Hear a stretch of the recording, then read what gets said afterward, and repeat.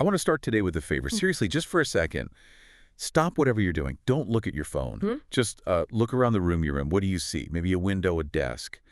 But you aren't just seeing, are you? You hear the hum of the AC, maybe some traffic outside. You feel the weight of the chair you're sitting in. You might even smell coffee or rain. And you're doing it all at once, effortlessly. Right. You are weaving this chaotic mess of light, sound, and touch into a single coherent reality. But here's the thing. Up until very recently, artificial intelligence couldn't do that at all. No, not really. AI has historically been what we call unimodal. Yeah. Like a genius living in a soundproof room who can only read text slips slid under the door. Or a brain in a jar that can only look at pictures but has never heard a sound. It stays in its lane, yeah. But the lanes are merging. We are seeing this massive shift right now toward what's called multimodal machine learning. This is the attempt to build agents that can handle linguistic, acoustic, visual, and tactile messages simultaneously. Exactly. And to guide us through this, we have a monster of a paper today. It's titled Foundations and Trends in Multimodal Machine Learning from some heavy hitters at Carnegie Mellon, Paul Liang, Amir Zadeh, and Louis-Philippe Morency. And when you say monster, you mean it. This isn't just a puff piece about how cool robots are. It's a taxonomy. It's a framework for how we actually get a machine to stop looking at a spreadsheet and start, perceiving the world. It's a landmark paper because the field is moving so fast. You see it in self-driving cars and healthcare robotics. But it's messy. The authors are trying to pull back and ask, what are the fundamental principles here? How do we teach a machine to learn from multiple senses at the same time? So let's unpack this. The paper starts with 3 foundational principles. These are sort of the laws of the land for multimodal data. And the first one is, well, it's a mouthful, heterogeneity. It sounds academic, but the concept is actually pretty grounded. It just means these things are not like each other. Okay, but isn't that obvious? I mean, an image is a picture and text is words. Why do we need a principle for that? Because for a computer, the difference isn't just cosmetic, it's structural. Think about it this way. Language is weirdly lopsided. It follows something called Zipf's law. Zipf's law? Yeah. It means a tiny number of words like the, is, and make up a huge chunk of everything we say. But a word like hippopotamus almost never shows up. The distribution is heavily skewed. But now look at an image. A picture doesn't work like that. A blue pixel in the sky isn't grammatically more important than a gray pixel on the sidewalk. So you can't just overlay them. It's like trying to spell check a painting. That is a perfect way to put it. The structure is different. Even the noise is different. In a photo, noise might be a tree blocking your view of a car that's occlusion. In text, noise is a typo. They are fundamentally different languages, and the machine has to somehow speak both. Which leads us to the second principle, connections. Now, play devil's advocate here. If I say the word dog and I show you a picture of a dog, they are connected. Why is that hard for an AI? It seems like basic matching. To you, it's basic matching because you have a lifetime of context. You know what a dog is in the real world. But to a machine, dog is just a string of characters. The picture is just a grid of numbers representing colors. There is no inherent link between them. The machine has to invent that connection from scratch. The paper mentions statistical association versus semantic correspondence. Is that what this is? Right. Statistical association is let's say, the cheap version. It's the machine noticing, hey, every time I hear this barking sound, there's usually a furry blob in the video. It's just correlation. But semantic correspondence is the gold standard. That's top-down.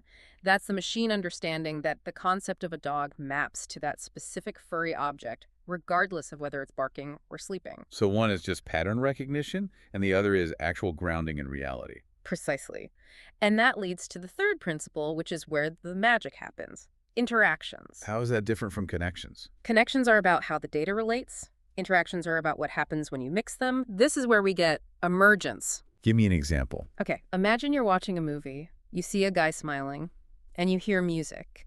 If the music is happy, the interaction is redundant. It just reinforces the smile.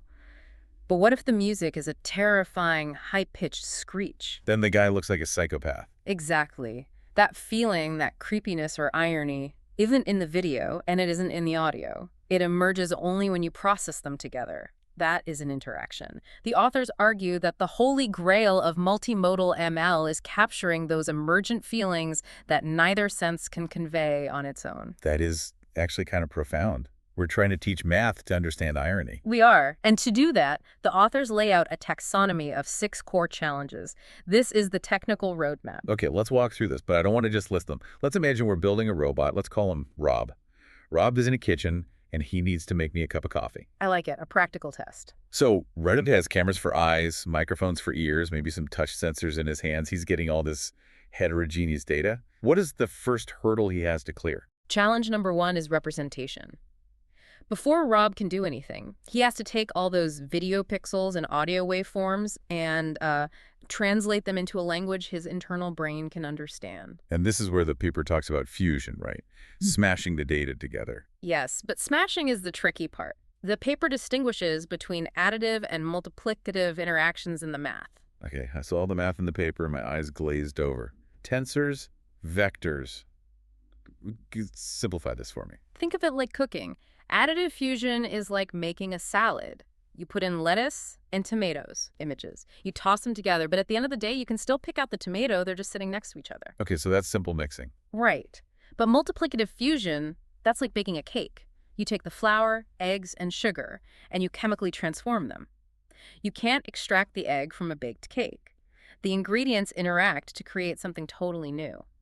That's what we want Rob to do, to bake the audio and vision together so he understands the scene, not just the lists of inputs. But the paper says doing this baking process using tensors is incredibly expensive. Why? Because to capture every possible interaction between every pixel and every word, you need a grid, a tensor that is astronomically huge. It scales exponentially.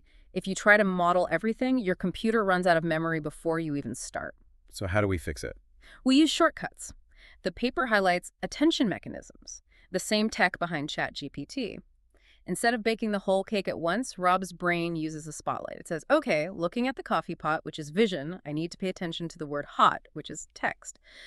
It dynamically focuses only on the relevant interactions. Okay, so Rob has fused the data. He has a representation of the kitchen, but just because he has the data doesn't mean he knows what's what. Right.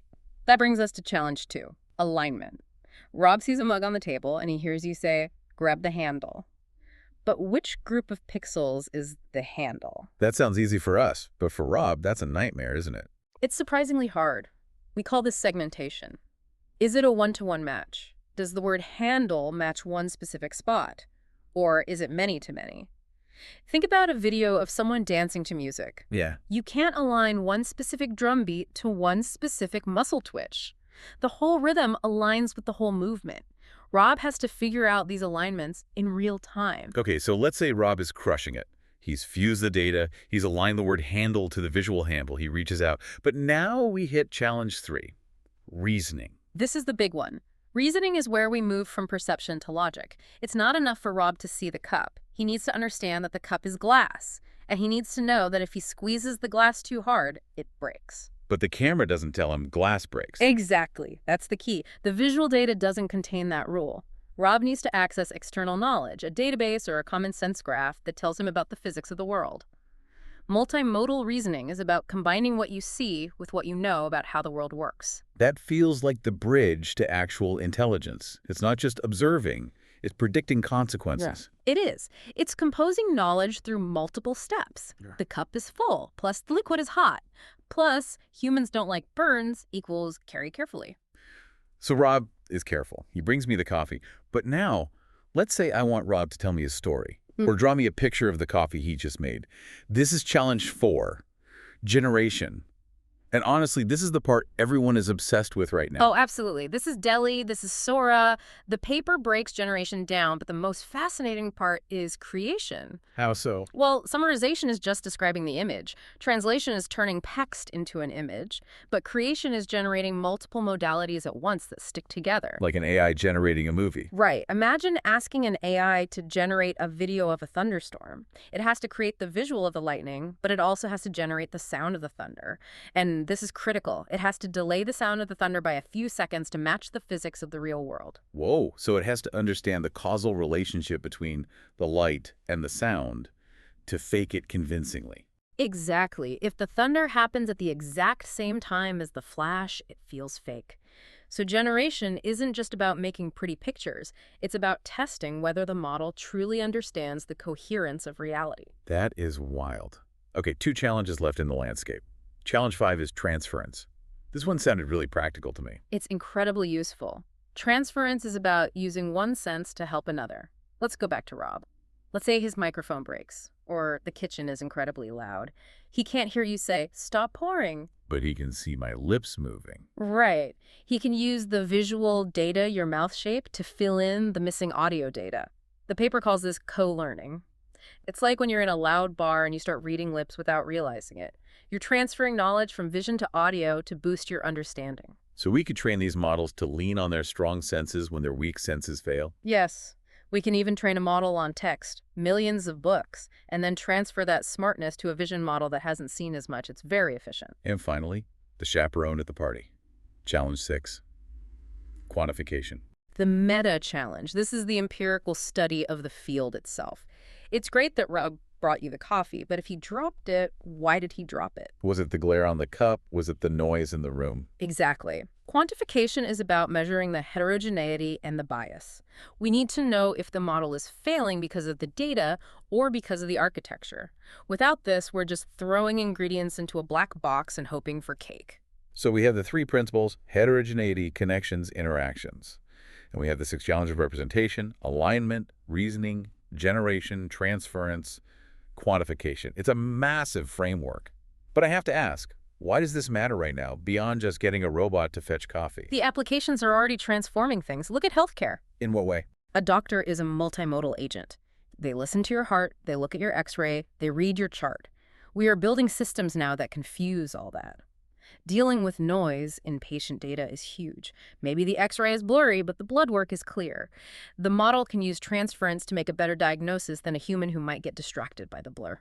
And obviously, for things like self-driving cars, this is non-negotiable. Yeah. You can't drive with just a map. You need to see the pedestrian, hear the ambulance, feel the traction on the road. Exactly. The authors state that this is a step toward the grand goal of artificial intelligence. Which is, To create agents that perceive the world like we do, not as a spreadsheet of numbers, but as a continuous interactive reality. it really changes how you look at the news. When I see a new AI model released, I'm not just looking at, oh, it writes poetry. I'm thinking, how is its fusion? Is it hallucinating connections? You're looking under the hood now. Before we wrap up, I want to go back to that idea of emergence. You mentioned that when we mix senses, we get new feelings, like irony or suspense. Yeah. Where does that go? If we solve these challenges, what happens? That's the question that keeps me up at night. Think about human intuition. We often have a gut feeling about a situation. That's usually just our brains synthesizing 1,000 tiny visual and auditory cues that we aren't consciously aware of. A subtle twitch of an eye?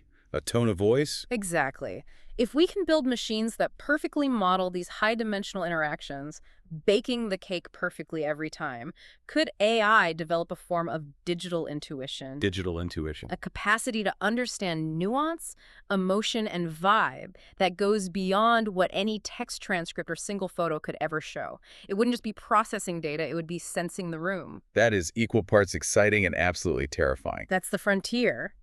Well, on that slightly ominous note, I'm going to go enjoy my very analog, very multimodal coffee. Huh? Thanks for unpacking this beast of a paper with us. My pleasure. And thank you for listening to The Deep Dive. Catch you next time.